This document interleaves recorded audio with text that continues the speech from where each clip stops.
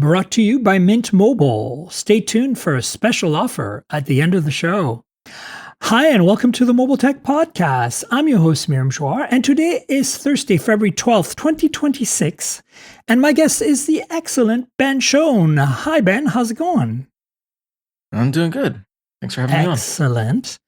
So, hey, there's not much going on this week, but there's a few things like some leaks, some rumors, and I do have a new Razr phone here that's kind of interesting that I want to unbox for the audience. And then, you played with the app builder thing from nothing, Essential Apps. And, there's a lot of vibe coding talk out there and a lot of people experimenting, which I think is great. As an ex-developer, I want to encourage people to code and try new things, right? But at the same time, it's like a lot of this stuff seems not very well baked, especially the stuff that's easily accessible to people, right? If you're a professional developer, you're using one of the AI tools today, it's pretty solid, but you need to know what you're doing and you need to know how to start, I think. I mean, it's the bar of entry is very low compared to like when you had to make a career out of being a developer. But that's kind of why I want to hear your thoughts on that. All right, let's get started on some news. First of all, Galaxy Unpacked is happening on February 25. It's official. As I wrote in my notes, gird your loins, folks. What are your thoughts on what's coming up with Samsung?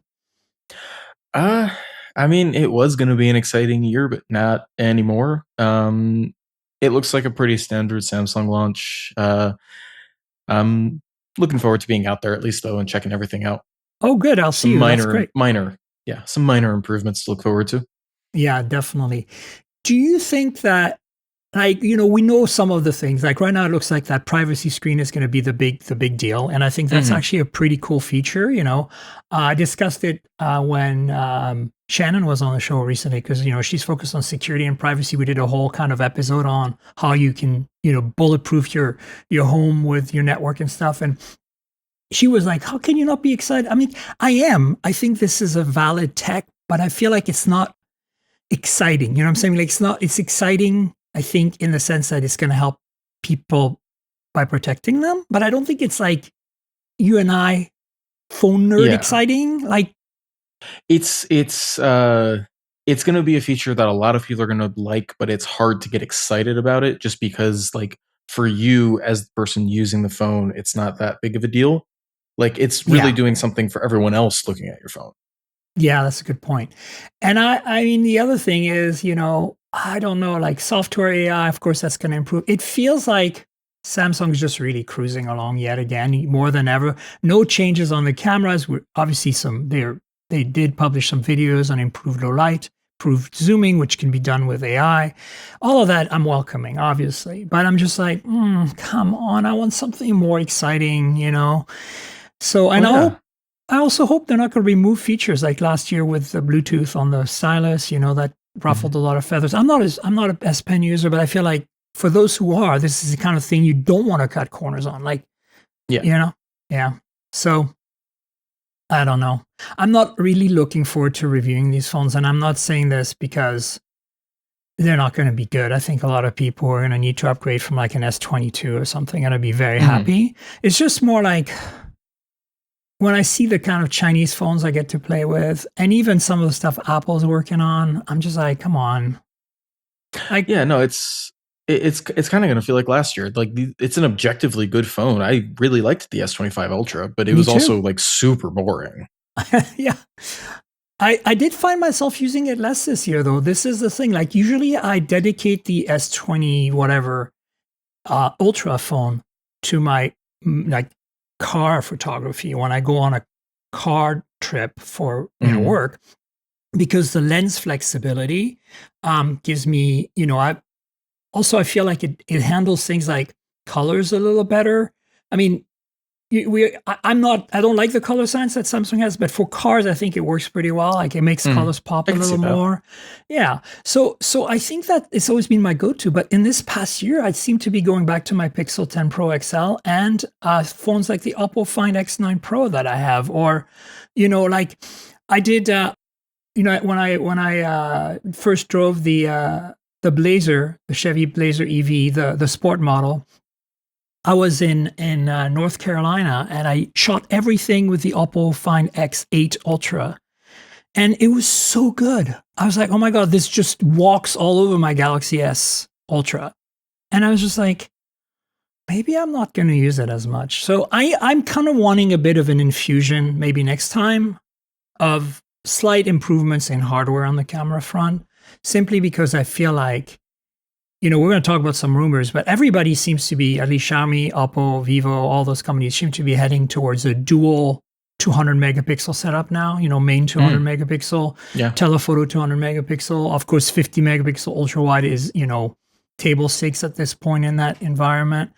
And I'm just like, I'm not sure that vexing to me 3x 10 megapixel telephoto tweener that they have is worthy, like No, I feel like it's the same telephoto that, in my opinion, ruins the camera system on the Z Fold 7. Like, compared to the competition, it's the camera that they could have added to the Edge, but wasn't even necessary, because when you compare the Edge to the Z Fold 7 on telephoto, like 10x photo on both, even though one doesn't actually have a telephoto and the other does, the results are like at a reasonable zoom, like 10x, the results are the same. So you're like, okay, so the 200 megapixel does, the main sensor does all the heavy lifting. I don't know. It's just weird, Like I just, oh my God, I want more. I want more from Samsung. I'm looking out the window right now, and this is for my audience who is watching me on video, because my Patreon has a video version. If I'm looking to the side, I'm facing the ocean right now in Vancouver, Canada, and there is a Coast Guard hovercraft coming in. Did you know how rarely you see that? Like, I've taken photos of it in the past, and on the video right here, I'll try to insert a photo of it so that you guys can see it. But it's like, why do they, like Canadians, why do they have a hovercraft for the Coast Guard? I mean, I guess my taxes pay for that. It's okay. I'm happy to see a hovercraft show up in front of my apartment building every now and then. Anyway, sorry for the distraction. It's not the kind of thing, as a transportation nerd, it's not the kind of thing that I want to just kind of ignore. So anyway, yeah, so Samsung's coming up with some stuff. We also have a bunch of leaks on the specs for wireless charging. So it looks like we're going to hit Qi 2 specs for wireless charging, but not the magnets, correct? Yeah, I found some listings from the Wireless Power Consortium, which is the organization that handles the Qi spec. And it looks like, I think they're placeholders, but the listings show Qi 2.2.1 for Samsung's new phones, which is the same spec used by the Pixel 10 Pro XL and the new iPhones. So Qi 2 25 watt. But they're listed without magnets. So what do you think? Let's talk about this, because I feel like there's a cultural shift here, cultural divide that's preventing us in the West to get our MagSafe Pixel Snap magnets on our phones, right? Like, we all agree, I feel, those of us, like our community of Western North America and Europe-based journalists and creators, that we love the magnets on our phones. Like, if Apple did one thing right when they brought in wireless charging, like seriously brought it in with the iPhone 12 series, it's by adding MagSafe. And so it's taken It's 5 years now since MagSafe came out. And it's like, it's taken that long for Pixel to adopt it. And there, as you wrote, there's another story you wrote. I don't want to get into it because I'm not a big stats person, but 1% of the market, maybe, Pixel has reached now. Yeah. It's pretty great. Good for them. I'm a Pixel user as my main phone. I love my Pixel, but like, why is it that the only ones right now, other than the HMD, whatever it was, phone, doing MagSafe or magnets or Pixel Snap? Yeah. And Samsung still hasn't. I mean, Samsung, I think if they adopted it, it would become a thing. I think the Chinese might follow. Yeah. Yeah, and they were supposed to. The original leaks, I don't know if you remember going back, a few months, the original S25 series leaks, like, clearly showed cutouts for MagSafe. Like, it showed cutouts for the Qi 2 magnets in the phones. It was clear as day it was going to happen. And then back in November, we had the reports of Samsung saw the iPhone 17 pricing and how it didn't change, and basically just threw out the playbook and started from scratch. And it seems like Qi 2 just died when they did that. And I think, is awful. And that's also what we were talking about before, that there's such a minor evolution again. And you know, Yeah. another rumor we've seen is variable aperture. Now, this would be for the next generation of phones, Mhm. but it's possible, I mean, that they were planning to add that feature this year. Or maybe reconfigure the cameras, at least on the S25 Ultra. Like 26 Ultra. I don't mind the S25 and Plus or whatever, the larger model, to stay kind of stagnant. It's like the iPhone 17, right? Like, although frankly, the iPhone 17 is one of the best iPhones Apple's ever made, in my Yeah. opinion. It's the biggest jump they've ever done, like adding 120 hertz. The base storage is higher. What else does it have? Oh, it has a 48 megapixel ultra wide now. Like all that stuff that they added, and the square camera for the selfies, all of that for the same price. Amazing, right? But in terms of design, it's very evolutionary. And I think that the average person can be totally fine with the normal S series phones being very evolutionary. But I think that they need to push the envelope on the Ultra. And I was hoping that we'd see some camera stuff. So do you think this variable aperture rumor holds any truth? Do you think that they're going to do it? I mean, if there's a rumor that Apple's going to do a thing, then yeah, there's a good chance Samsung's going to do it. That is true. It feels to me like they're just basically, why isn't Samsung doing what they used to when they created the Note, when they created the Galaxy camera? Like them coming out with the ideas and then having the rest follow. They did it with the folding phones, right?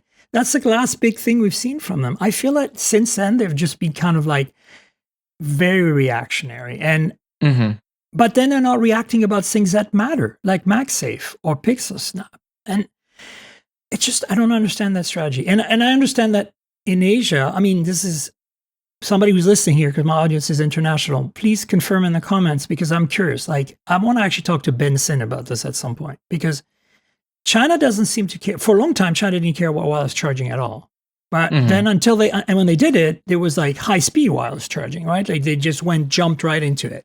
And I get that. But, very few of the ecosystem outside of the phones have wireless charging pads that are compatible, and every company kind of has their own thing. Like, so in cars in the West, it made sense to add regular Qi to a car, but regular Qi kind of sucks, especially in a car, because your phone's moving all over the place and just doesn't charge. So everybody, at least in the West, right, is using MagSafe on their cars. They have little magnet things. You don't really see that in Asia. Maybe I'm wrong. Maybe they exist and they use cases, everybody. But then you see a Xiaomi car that has the 50 or whatever 80-watt wireless charging that's proprietary to Xiaomi, right? And you're like, okay, well, why? How is that going to help everyone else? Like, and I mean, the integration, the vertical integration ecosystem makes sense if you're going to buy everything from Xiaomi, but like buying a car is very different than buying a vacuum cleaner or an air purifier or even a phone. So I don't know. I think that there seems to be a resistance from Asia in general, including South Korea and China, to add magnets to these phones. And I don't think it's a technical limitation. I think there is partially a technical reason, because it makes reverse wireless charging more difficult. I believe it interferes with the S Pen on some phones. It does, yeah.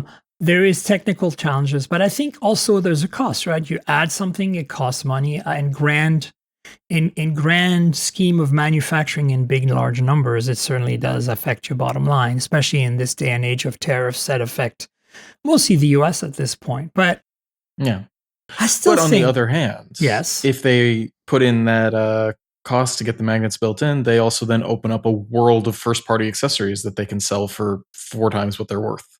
And it's exactly what I'm thinking. It's short-term thinking. And so I'm surprised the Chinese haven't jumped in yet. The Koreans, I can see that they're very conservative, so maybe they're just waiting, but I don't know. On the other hand, Samsung is very popular in North America, so you'd think they would jump into this first. Yeah.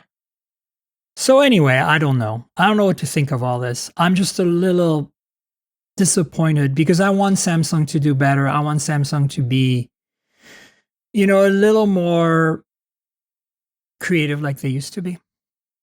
Yeah, I agree. It would be great to see it. But yeah, now they're just making all their decisions based on what Apple does, and sometimes it doesn't work out. Yeah. So this variable aperture, though, if Apple's doing it and they're copying Apple, great. I'm on board. I really thought it was a good thing back in the day.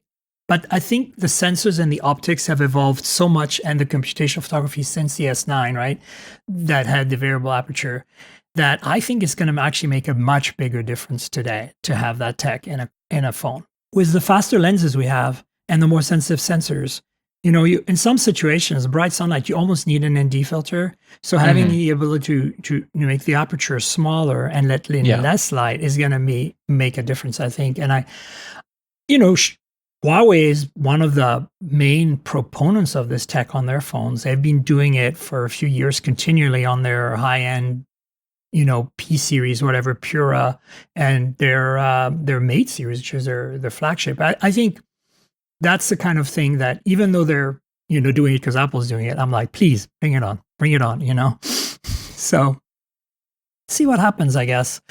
Okay, iPhone 17e potentially coming on February 19th with a A19 chip, MagSafe finally, and the same $599 price point. What are your thoughts on that?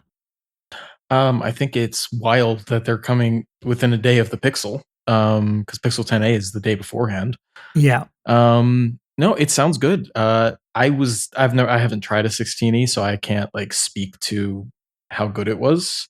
I But did. it is nice seeing Apple have, you know, an affordable option that now has like really no major downside aside from like the camera being a little less capable. Yeah, I think, you know, honestly, that camera system is just like it's not the same camera. So to be clear, it's not as good of a camera system as the one on the iPhone 17 or the iPhone Air, but the main sensor. But it doesnne have sensor shift stabilization. It uses OIS, standard OIS, and it's a smaller sensor too, right? It's actually the same sensor that's used on the ultra wide on the Pro models and the that's interesting. Yeah, and the now of course on the 17, which has the same 48 megapixel ultra wide. So it's a smaller sensor. Look, it's fine. It's fine. The algorithms, you know, kind of elevated back to a manageable level. My biggest gripe with that phone, honestly, was the lack of MagSafe, which on an iPhone is just like, are you kidding me? And then the rest of it, everything was fine. And the lack of ultra wide. But the lack of ultra wide is also, I feel like, an issue with the Air, you know, like any phone today should have an ultra wide. And I think the price point, if they maintain it, especially for North America, especially for the US where tariffs are really significant these days, it's nice that they're keeping $599. Again, these are all rumors, right? We don't know for sure. Same with the date. The A19, of course, you're going to do that. You know, they have the production capacity to do that. I think overall it's going to be a good phone to have, but I feel like buying a refurb or renewed or whatever you call it on Amazon, like 17 right now might be a better deal. Like you're just getting a better phone. Oh yeah, I feel that's the case for so many budget phones, especially like I've been using the Galaxy A17 lately. Oh yeah, and oh man, just if you're gonna, you know, cheap out on a phone, which, you know, of course budget restrictions, but if you're gonna have to pay less for a phone, just buy something used. Yeah, no, I agree. But or look for a deal, right? You might be able to walk into your carrier store right now, today, before the 17e is announced, and get a 17 for $599 spread over whatever at n amount of months. So yeah, last year that was my takeaway. I was like, why does this phone exist? I couldn't really quite understand it because I felt that it was $100 too much for what it was, and or missing an ultra wide and MagSafe. And so if they at least remedy the MagSafe, and considering inflation, have kept the price the same, who knows? Maybe they'll even bump the storage like they did on the 17. That would be cool. You never know. Although memory right now, that's unlikely. Anyway, we'll find out. Look, the bottom line is keep your eyes peeled. Hopefully I'll get a review unit like I did last year. Okay, so you spent a bit of time developing with the Nothing Essential Apps ecosystem. So it's a web interface, correct? Yeah, so Nothing Essential Apps is run through the Nothing Playground, which is a web app that you can use on a phone or on a computer. It's just you got to log into an account. And the idea is just type in a prompt and it throws out an app, which is actually just a home screen widget. But yeah, it's a cool idea. Yeah. And so what are they really apps? So they look to me like they're just basically widgets on steroids. Yeah, no, it is solely a widget. If it's a if you make a widget that shows you information, you cannot click through to then like expand it into a bigger app. One of the widgets I made was just like a feed from 9 to 5 Google. And that one, like when you click on it, it links to the website. But if you make a widget that like has the weather, you're not going to be able to open it to a bigger app and get more information. It might just open to like a website.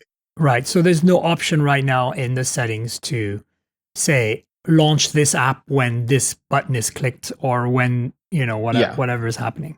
Yeah, and there are no settings. It's literally just tell it to do a thing. Right. It does the thing.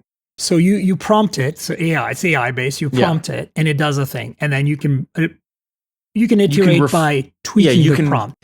Yeah, you can refine the prompt. Like you can, if you say make a news feed for 9 to 5 Google, it'll spit out something, and then you can say make the background green or change how this headline looks or whatever. And so do you just give it the URL and it goes and figures out how to get your RSS feed or something? Or my prompt for the 9 to 5 Google one was just make a widget that shows the latest article from 9 to 5 Google with a logo on top, a headline, and a brief description.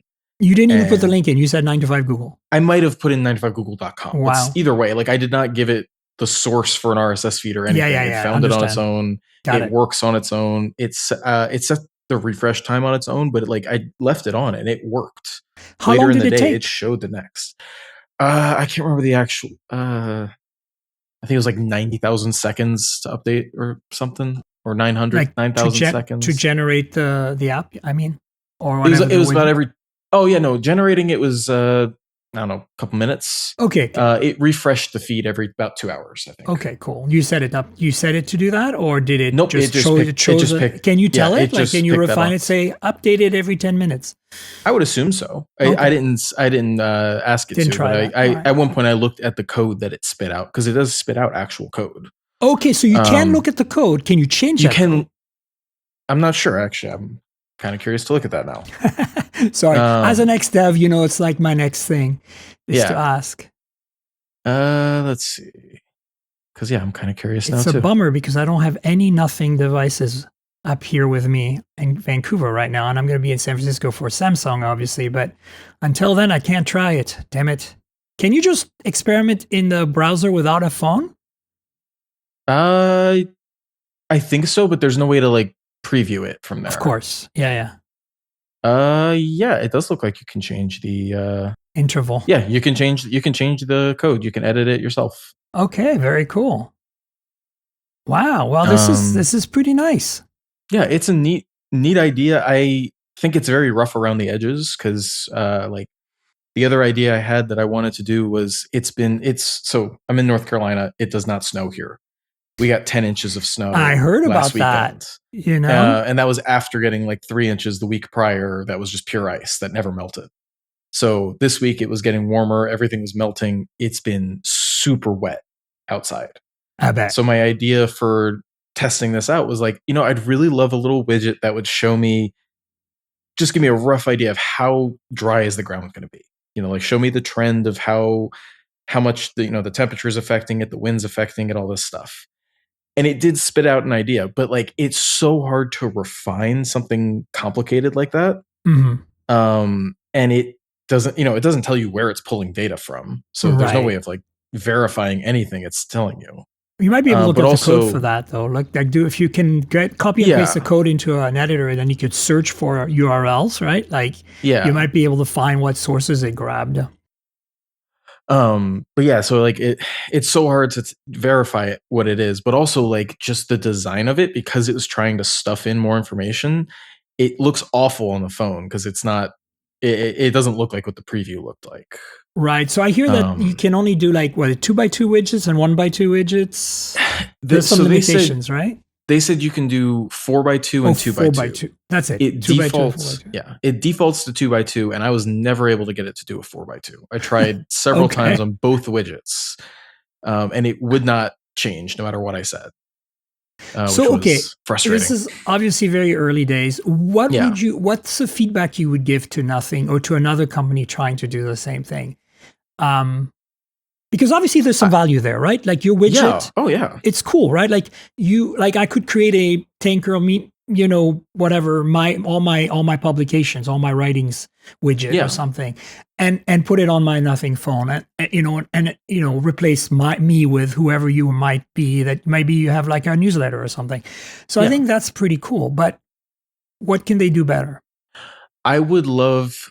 So this is like assuming they go all in on this, and this is I like think they their will. big thing, which I think they very well could if they can get it to work correctly. I would love to have like a Squarespace style editor, so once it's been created, I can then, instead of giving it text prompts to change things, I would love to be able to like go in there and drag and drop elements that it generated to move them around. Um, Honestly, I would also just love for this to be like a not nothing exclusive. Put it in Play Yeah. Store, make it $5 a month. I genuinely, if it worked well enough, I would pay that to be able to make the widgets and use them on everything. Would you say that, or maybe not say to nothing, but would you imagine a point in time, maybe a year from now, if they continue iterating and refining it? And I think Carpe is pretty serious about AI. Mm-hmm. So it Yes, could very much happen, so. right? I think that, could you see a future where it will create apps for you, like, Android apps, basically APKs that you can share with your friends, kind of thing? So Carl's whole pitch about how this essential thing is going to work is he doesn't want it to be apps. That's why it's not Uh, apps and why it's just home screen widgets, is because it seems like he is viewing the smartphone beyond just Apps. traditional apps. Yep. So I don't think we'll ever get that.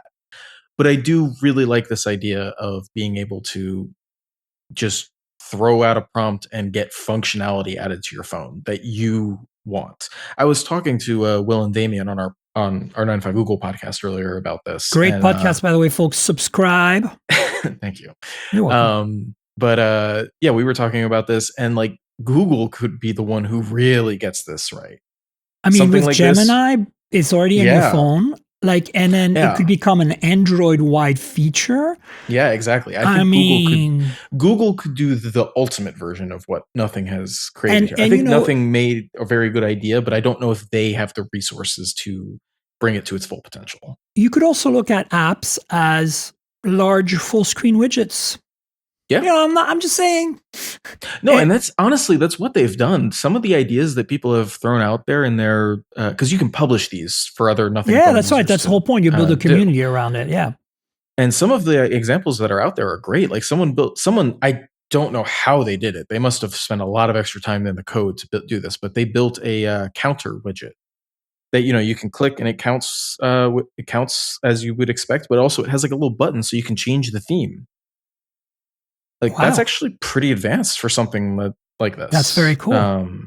Yeah, no, there's a lot of really good examples like that. I thought that was just the one that was the coolest to me. So here's what I think Carl should do. Carl, if you're listening, I doubt you are, but if you are, maybe I'll send this to the PR team. You need to make these widgets transferable, especially the 2x2s, the smaller ones, to a smartwatch, like a CMF smartwatch. Or if you're working on a Nothing smartwatch, which strangely you don't have yet, hint, hint, maybe that would be, to me, that would be really smart. Because, okay, look, apps on watches, I basically don't use my smartwatches for apps. So I'm definitely like kind of contradicting myself in a way here. But I also saw, I worked at Pebble in the early days, I saw what the community can build on a tiny screen on your wrist. And to me, these widgets are screaming, run on my wrist, like little video games, little fun things, whatever you want to do. Once this gets refined, I could see widgets, that are very much like, I could see somebody recreating the glyph matrix. I could see somebody Yes. recreating glyph matrix as a widget.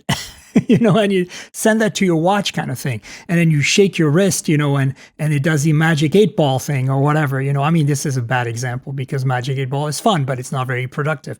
But, you could have, the feed of your liking on your watch to stare at or to glance at. I mean, I think it's cool. Any tool that democratizes coding is good in my book, as somebody who used to do it professionally. The like bar of entry has always been really high and it's dropping Yeah. rapidly with these AI tools.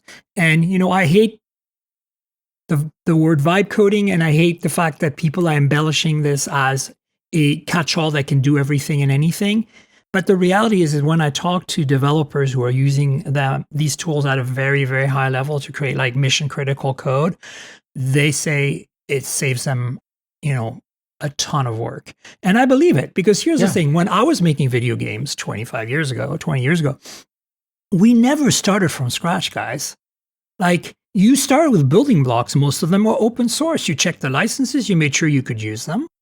And then, I wasn't, when I did digital signal processing in video games to tweak the audio, before that was all canned and we had audio engines we could just use off the shelf, I would not code my own Fourier transform. Like, are you nuts? Like, that stuff is an algorithm that exists at a library that was already super optimized, super proven. I would just take that code, right? So you use building blocks even back then to create code. Like, not everything. Sometimes I would start quote unquote from scratch. But if you look at right now a vibe coding project, it's really a collection of open source libraries doing stuff in the background, and that's what code is about. Like, and that's also why, we could have a whole podcast around copyright and intellectual property. And that's why, code works best when it's available to everyone and it's open, right? Because then, you can build on it. If you do something proprietary, yeah, sure, you can monetize it, but at the same time, people are going to have to reinvent the wheel every time. So, thank God for Linux. I look, I know some of you out there are going to scream at me for saying that, because you're going to be like, open source started way before Linux. It's not just Linux. I know all of that. I was there, guys. I was there when Linux was created. Okay, I saw it happen in university. So, but I'm just saying Linux is a really good example of the community building something that is completely open source and is now running most of the world. Let's be fair, right? Like, data centers. Oh, at no, least. 100%. So, yeah. And, even look, Android's built on Linux, right? And that's why, it's not going to be a big stretch. Well, it's a lot of work, but it's not a big stretch to imagine a world where Chrome OS and Android merge, right? Because aluminium, as it's called. So anyway, moving on to some other stuff. Okay, speaking of nothing, we have heard a bunch of rumors that there might be an announcement at Mobile Congress with some new devices. Like, leaks and rumors and teasers have been happening. We now actually have a pretty solid teaser from Nothing themselves with the letter A, meaning probably the 4A and the 4A Pro, which is, following last year's 3A and 3A Pro. But now potentially colors. And that's got me excited, because I don't know about you, but I'm still a huge fan of that yellow. That was great. In the earbuds. Those earbuds, by the way, might not have been the highest end earbuds that they made, but I think there was still today, some of the best bang for your buck you can get. Well, yeah, especially now they're like $60. I know. They're insane. They're the same price as their CMF buds, which I think are not as good. Close, but not as good. Dude, yeah. I mentioned this last week on the podcast too, have you ever tried the CMF headphones? They have the headphone, Nothing headphone, which are a little pricier and a little, more luxurious, better made, aluminum and all that. But I'm a bigger fan of the CMF headphone Pro, whatever. I liked them. Yeah, I liked them. God damn it, for $69 or whatever, $79, insane for what you get. And the battery life on them, wow. So yeah, Nothing colors. So we have, what do we have here color-wise? So this yellow, which is exciting. We have this blue, we've seen that before, right? That R2D2 blue. The pink is new, correct? Have we seen anything like that? Yes, the pink is new. They've never done anything pink. They've done plenty of blue and plenty of yellow at this point, but never anything pink. And of course, white and black, which is pretty standard. Interestingly, what's not here is the kind of shades of gray they've been using as well on their phones. Look, I'm not going to lie. I love what they do. I'm excited about it. Last year, I didn't spend a huge amount of time with the 3A, but I did spend quite a bit of time with the 3A Pro, and I thought for the money, it delivered. I really particularly was impressed with the camera system. But the phone that impressed me the most from Nothing last year, and I know nowadays they're separate companies, but it was a CMF by Nothing Phone 2 Pro. Yeah. Best bang for the buck of, at least in the West, of any phone that you can get, period. Like even the camera system is actually pretty solid. It's missing OIS on the main sensor, but the telephoto is actually really decent. And I was just like, what? But the 3A was like that concept, but taken to the mid-range at the 3A Pro. And I want a 4A Pro real bad. And if they can hopefully keep the design, I like a wonky design. That's not what I'm worried about. But, you know, I felt like they regressed a little bit with the glyph matrix because the glyphs themselves were just simple and useful to those of you who use them. I wasn't personally using them super much, but I get some people really like the idea of customizing the patterns. So I hope that they stick with something like that. But yeah, I'm looking forward to whatever they do there. And supposedly there's also rumors of mid-range headphone, an A-series headphone. So yep. And the rumor of the headphones was March 5th, so probably the phones the same day. So we'll be there, Ben and I, and we'll keep you posted because, you know, are you going? I'm assuming to MWC? Yes, to MWC. Okay, great. So I'll see you there. All right. Okay, so this is cool. I think that I'm actually pretty hyped about. Now I want to try Essential Apps after talking to you. Damn. I don't have enough stuff to do, Ben. What the hell? Okay, I got a new phone here today, so I wanted to show you that. So the Moto Razr, we all kind of love it, I think. It's pretty universally accepted that Moto makes some pretty great folding phones. And I'm very excited about the upcoming Razr Fold, by the way, after seeing it at CES. Like, you know, there's some really cool folding phones coming up, folks. We can't talk to you about them, but they're coming up. But this one is not a fold, it's a flip. And this is the FIFA edition. For those of you watching on Patreon, patreon.com/TNKGRL, FIFA edition of the Razr. This is last year's Razr, the base model Razr. So I want to quickly unbox it for you here. For those of you watching on Patreon, you get the video version in advance every week for $5 a month. You get it a day in advance or so. So if you want to support me, go to my Patreon, patreon.com/TNKGRL. So here's a box, standard Moto box.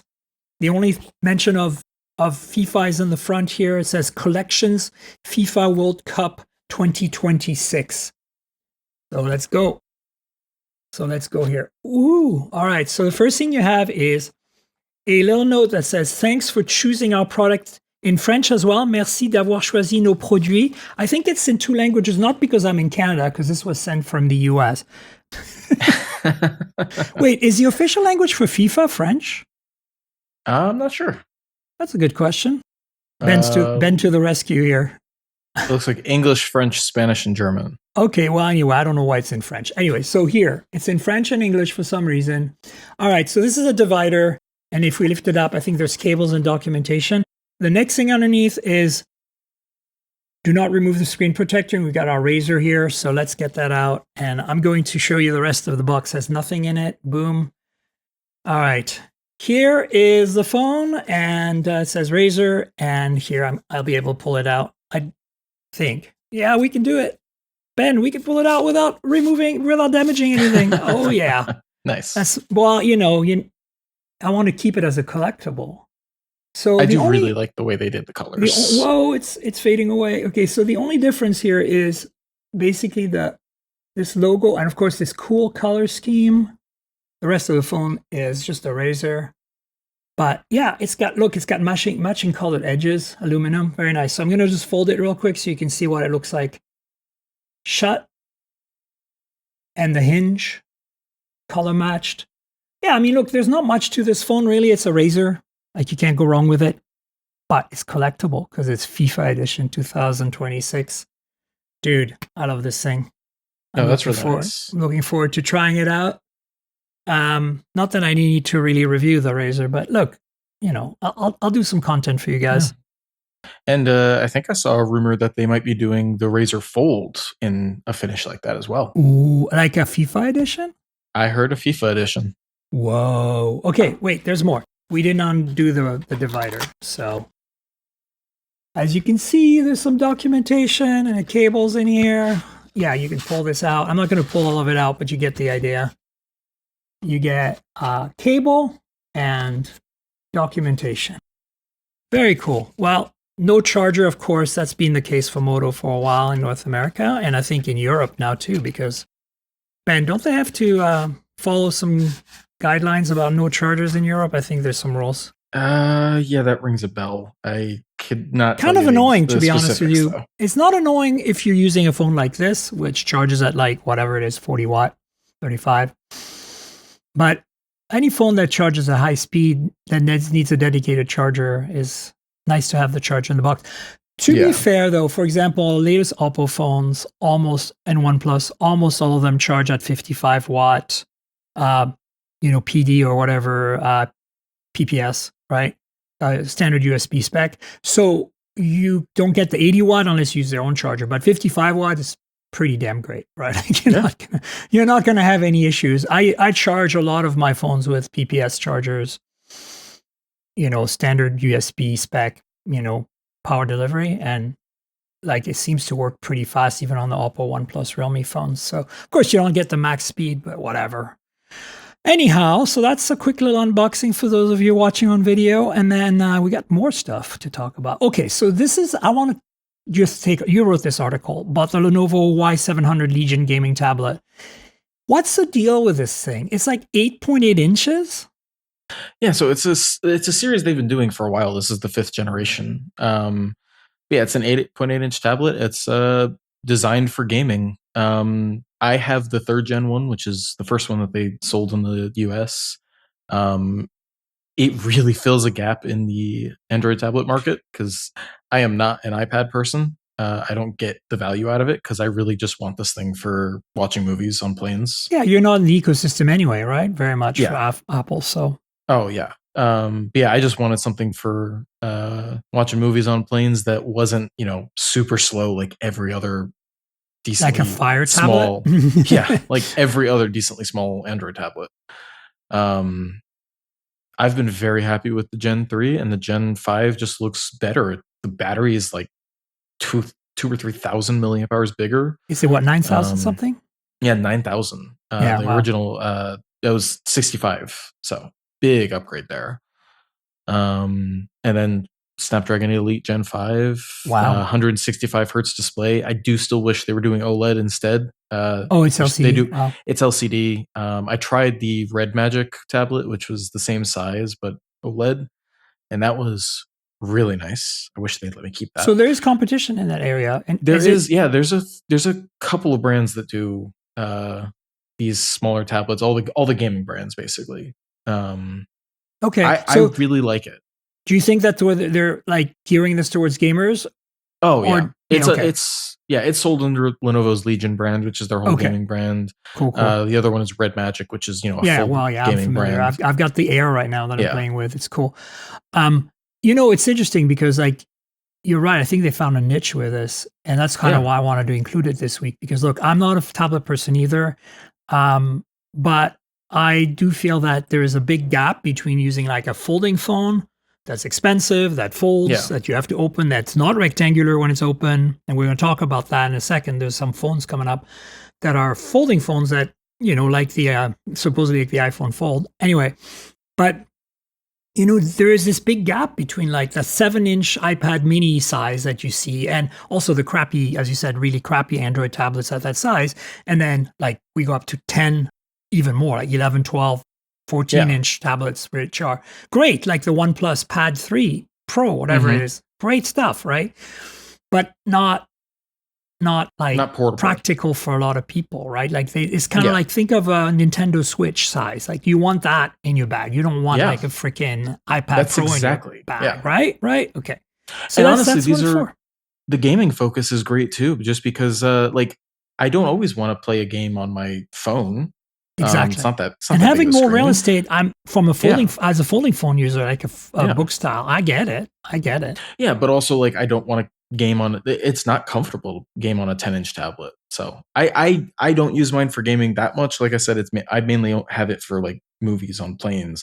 But even then, the size is nice because like I bring a little MagSafe adapter, and I have a magnetic adhesive thing on the back of the tablet. It's wonderful. Perfect. And with 9,000 milliamp now, you probably won't You might not need the MagSafe charger Yeah. thing.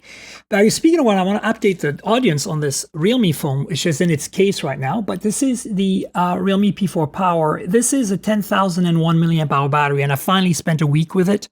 So last time I unboxed it, I believe, for you guys, like I think a week or two ago.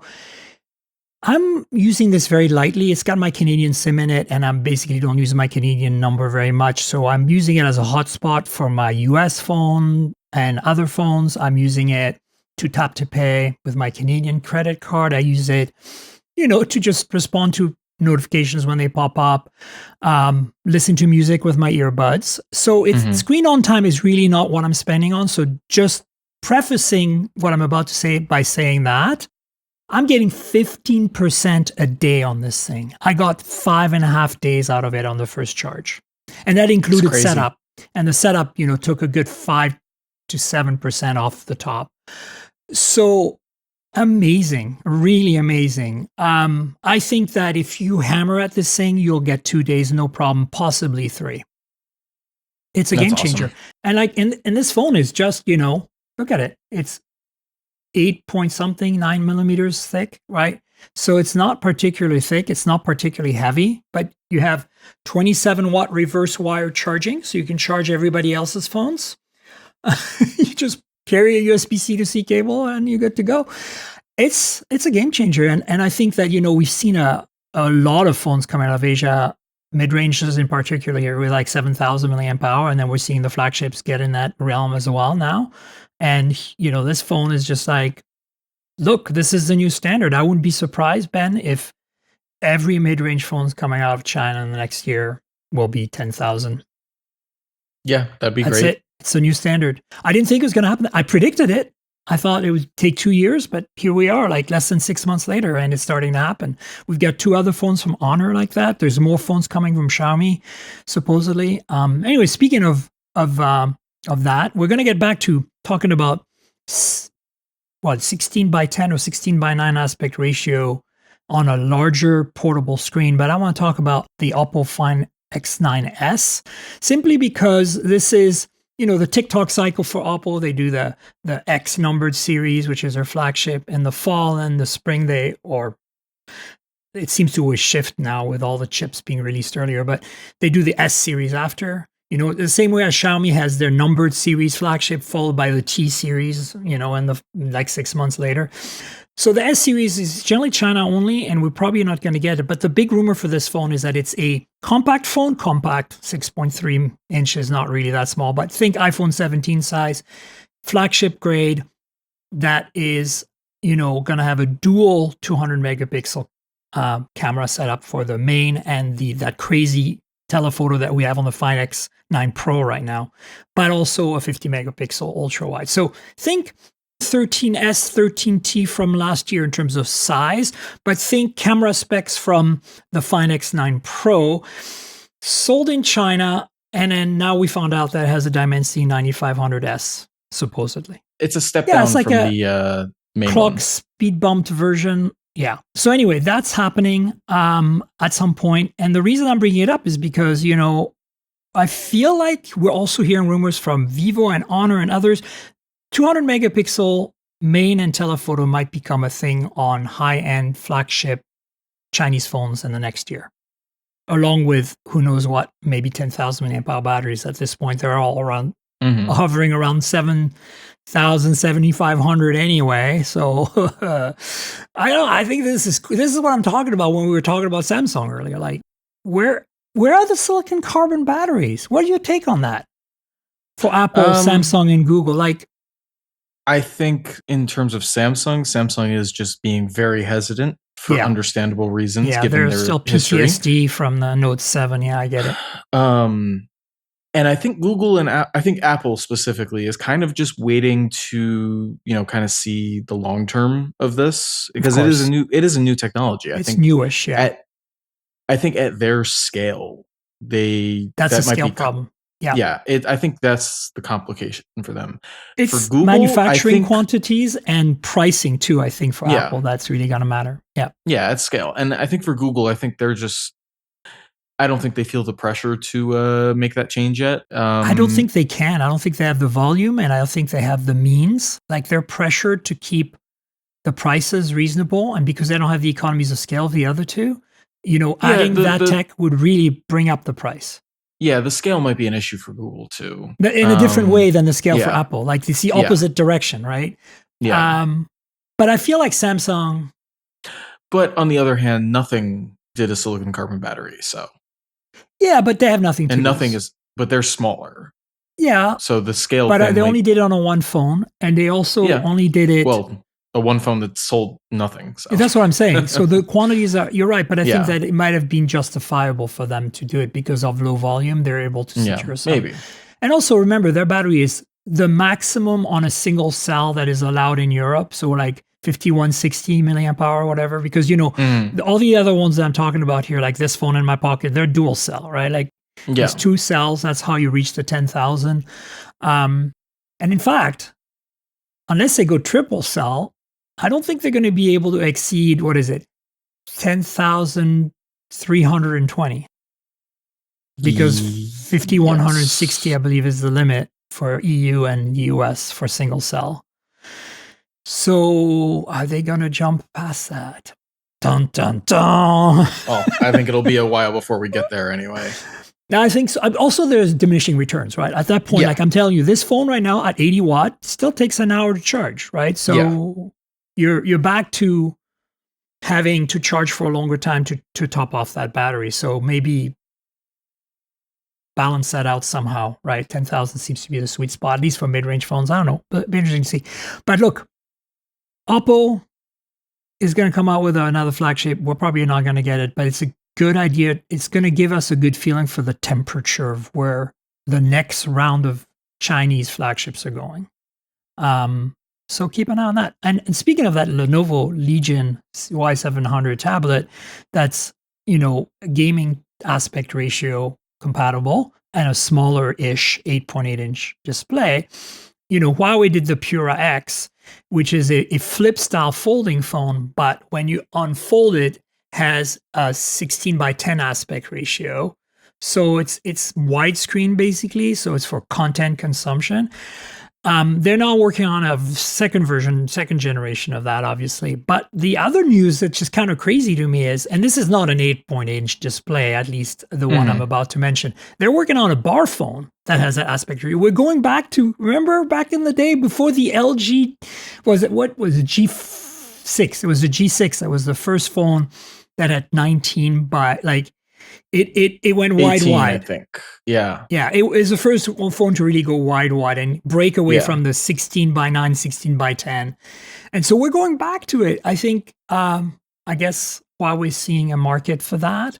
Now, it's not going to be 8.8 inches, but I think even if it's 7 inches at that size, it could be a viable somewhat, if it's fast enough chip-wise to compete with these kind of gaming tablets, and then we could potentially see the other from the other direction. We have the iPhone Fold, the rumors of the Galaxy Z Fold 8 wide, the rumors of Honor doing a wide phone, maybe Oppo doing a wide phone, folding phones, book style. But these are not flip phones because the Pura doesn't have a full implementation of Android in the front. It's just a cover display.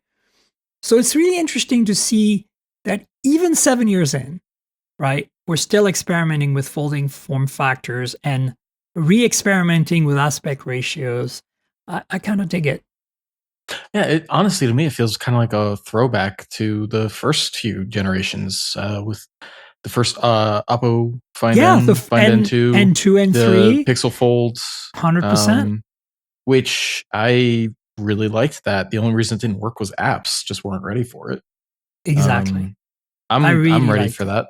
I've been wanting to do a revisit of those phones too, because I can't wait to get my hands on an iPhone Fold, and of course all the Android other ones that are going to come along, because I've been using since the OnePlus Open. I've been using every iteration of Oppo OnePlus's book style. So I've got the Find N5. Hopefully, I'll get the Find N6, and I love them.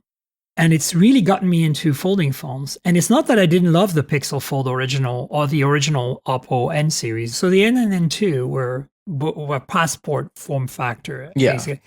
But I like that form factor, so I'm happy to go back to it. It's just that it wasn't until the OnePlus Open that I felt like I really had the tool that made me more productive in my hand. And then, that's Yeah. that's the Find N3. And so now I've got the N5, and the N5 has been my secondary phone all year. Last year, I did so much productivity work on that phone, on airplanes in particular, writing stories and stuff. Amazing. So I'm really looking forward to seeing what we can do on a wider screen, simply because putting two docks side by side, I think, is one of the use cases for me. Yeah. So we'll see. We'll see what happens. So Pura X2, look, keep your ears peeled out for that. It'll be, of course, China only, but we want to monitor that situation because innovation, interesting form factors. I'm in. All right. The last couple of things we have here are Sony WF-1000XM6, their high-end earbuds. I believe reviews might be actually out this morning. I'm going to look real quick. The embargo was early this morning. So they're out. I don't have them, but I will try to get a pair. Sony's a little stingy on review units, but I'll try to get a pair. Look, the specs, at least that I looked at last night before the embargo lifted, and I haven't read the reviews yet, but it looks like they've really done a lot of tweaks to improve them overall. The biggest issue with me with the high-end earbuds from Sony is I wear the headphones most of the time when I travel. I really love the sound. I really love the ANC, the battery life. I think they're the most well-rounded, high-end ANC headphone you can buy. I think some people like Bose better for noise canceling, and I respect that, although I think Sony's caught up. I think some people like the Apple ones better for the Max, the AirPods Max, because of the integration with the ecosystem. I get all that. But for me, I need balance. I need really good sound, really good ANC, really good battery life all together. And also, I need headphones that can take a beating. And I don't want headphones, like I travel so much, I fly so much. I literally throw these headphones on my seat before I sit down. And sometimes I sit on them and it's just like, it needs to resist my abuse. Mm-hmm. So I've been pretty happy with Sony's for that. But the earbuds, every time I tried their high-end earbuds in the past, I got all of those things. But the one thing I didn't get that I always get with the headphones is comfort. Their earbuds were always too bulky, too big, too heavy, too uncomfortable to wear long times. And I think it's because they couldn't pack all that goodness in a smaller form factor like the Chinese and Apple are doing with their AirPods. And I think that we've seen last generation, the 5s shrunk down quite a bit and were much more comfortable. But the ones that I really like from Sony are the LinkBuds S, which is their non-open LinkBuds, the one that go in your ear canal. Those are the right size, the right comfort, the right fit. They kind of match what Nothing and OnePlus are doing. But they never did that on their high-end ones. So I'm hoping that these are finally the right size for me. Looking at the announcement, they made it a little bit smaller. It says they're 11% slimmer, whatever that's supposed to mean. So I guess they are a little bit smaller. They also have 32-bit audio processing now. Oh wow, sounds good. That sounds like a good idea. All right, the last thing we have is kind of wonky, but I'm into it. I know we don't have time for more phones in our lives, but I'm always in on more phones. That's why I love roaming the halls of MWC the last day to see what kind of wonky, crazy brands I can find. Remember the Energizer phone that was like an inch thick back in the day? Dreame, the company, is it Dreame or Dreamy? I don't know. Dreamy. Dreamy. I have a Dreamy stick vacuum that's from pre-COVID. So, and I changed the battery once. That's it. And I found like a generic on Amazon replacement battery, and the thing's been ticking. And the battery that I've replacement is twice the capacity of the previous one. That vacuum is magic now because it lasts even longer on a charge. I love my Dreamy little stick vacuum, but it's not smart. It doesn't do anything special. Mm-hmm. Now they're making smartphones. I mean, just to be in between that, they did a lot of robot vacuums that are very cool. Do you think that's going to come to Europe at all? Because they're pretty big in Europe. No? I mean, maybe, but I don't know. To me, it's China only. India, maybe? I think it felt inevitable that robot vacuum companies were going to start making phones of some kind. They make cars too. At CS, we saw a robot vacuum. They have so much money from these things. Like, it's crazy how much money these companies make. So this kind of felt inevitable to me, but it also sounds like this phone is just kind of like a reskinned Nubia phone or something. Yeah, it does look like it's a reskinned Nubia for sure. I think it's the Z80 Ultra or whatever. the one of that gold looking one looks really gaudy and terrible. I hope that doesn't. I hope that doesn't exist. I hope that's the case because wow, please.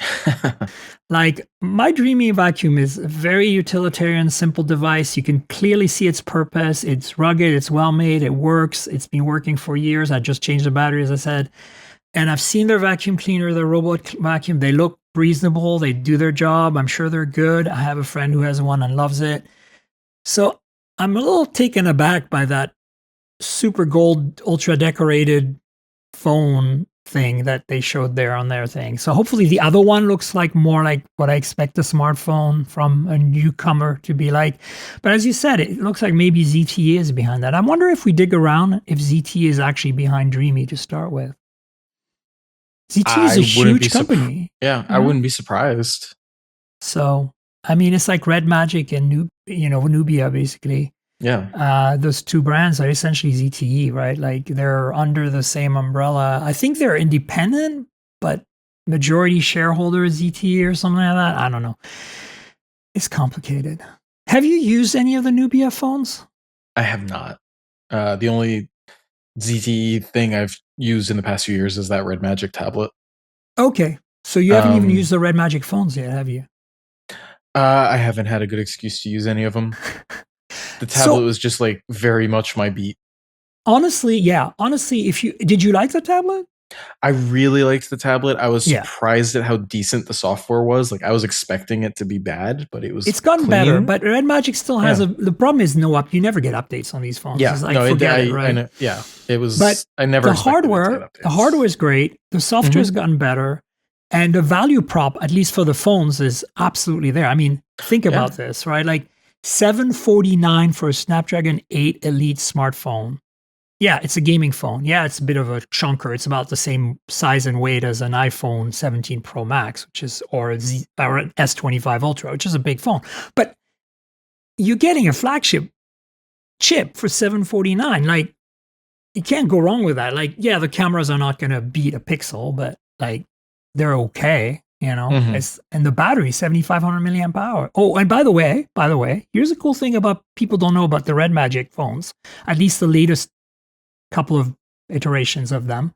They all charge at 80 watt PPS.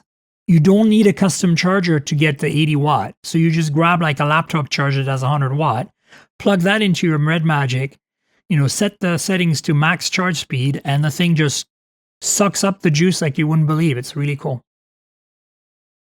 You don't need don't need a dedicated charger. And it comes with one in the box. So, Anyway, so I don't know, Dreame. I want a Dreame phone now. Kind of just to try it out. Oh man. I can't wait for Roborock to make a phone, to be honest with you. That maybe crazy idea. You know how Roborock does a phone with a robot arm, right? That picks up the socks. You know how Honor is gonna reveal the robot phone at MWC. We're all dying to see that. Maybe I'm assuming, right? Like that phone does not exist to me until they let me touch it. Yeah, it's true. So let's find out if they let us touch it. But the point is, it exists. Now imagine the marriage of those two things: the Roborock vacuum and the robot phone from Honor. But Roborock announces a phone and it has an arm on it that does something that I'm into that. I don't know why. Just because it's cool. Anyway, this is out of control. We should end this podcast. Ben, tell people where they can find you on the internet, all your social and all that. I'm on most social platforms at Nexus Ben, but honestly, the easiest place to find me is just the homepage of 9to5 Google. That's true. You'll see a lot of the links in the show notes this week are from Ben. So check out his writing. Check out 9to5 Google. Great site. The whole 9to5, there's the EV site, there's the Apple, obviously. Go check them out. They're great people in every pub. I really enjoy your work, Ben. You keep me informed on a daily basis, and I appreciate you for it. So follow Ben on social, 9to5 Google, and you know where to find me on the internet. I'm at Tankerl, TNKGRL, like the comic book characters. Drop the vowels. That's my handle pretty much everywhere. My TikTok handle is slightly different. I got my year of birth at the end, so it's Tankerl69, so TNKGRL69. I know. I didn't think of that. It was kind of weird. But anyway, the point is, Everywhere it's the same handle. Add me on social. I'm primarily on Blue Sky, Threads, and Instagram, but I'm everywhere else. And TikTok has 69 at the end. You know where to find the podcast? It's at mobiletechpodcast.com or on all the major platforms. So please subscribe if it's your first time here, if your second time here, your nth time here, and you haven't subscribed yet. If your app lets you rate or review the show, your podcast app, please consider doing that. It helps with discovery. So there's a YouTube channel, youtube.com/mobiletechpodcast with some videos there, unboxings, hands-ons, that kind of stuff. Some interviews every now and then. So you know how YouTube works. Like, subscribe, tell your friends, click the bell, comment, all that good stuff. And finally, I mentioned it earlier, there is the Patreon. If you want to support me financially, the Patreon exists. $5 a month buys you a podcast every week, a day in advance. That's the spiel. And then you can see things like this FIFA Moto Razr that I just held up today being shown, and you see our faces and our reactions. Sometimes there's bloopers like dogs barking or FedEx showing up in the middle of things, and we get distracted with new devices. Anyway, consider the Patreon, patreon.com/TNKGRL. And I want to quickly thank our sponsor, Mint Mobile. So as you know, I'm constantly reviewing multiple phones, and while that's fun, it also means I'm constantly spending a lot of money for wireless service on multiple SIMs. That's where Mint Mobile comes in, and that's who I'm partnering with for today's podcast. If you also want to save money on your wireless service, switch to Mint Mobile. As tech-savvy early adopters, you've probably heard of Mint Mobile before, but let me quickly tell you how awesome their service is. Mint Mobile offers premium wireless for as low as $15 a month, and you don't have to sacrifice any coverage, speed, or data. They're built on the nation's largest 5G network. They keep costs low because they sell direct to you online. They cut out the retail stores and salespeople.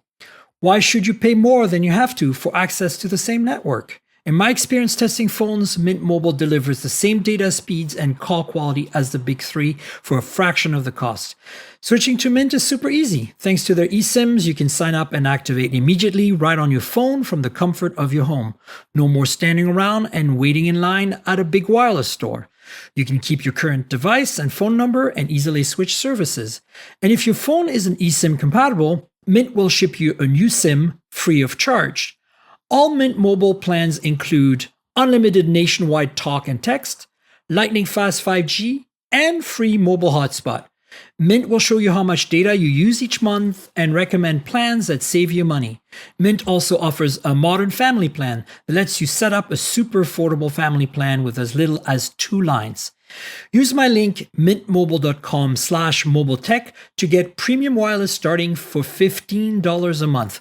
That's mintmobile.com/mobiletech. Stop paying more than you need on your wireless bill and start saving big with Mint Mobile. And Ben, thanks so much for being my guest. Really appreciate you coming on. Yeah, thank you for having me. Absolutely. Folks, we'll have Ben on the show again in the future, and we'll have a podcast next week, of course. So stay tuned for that. Until then, cheers, everybody.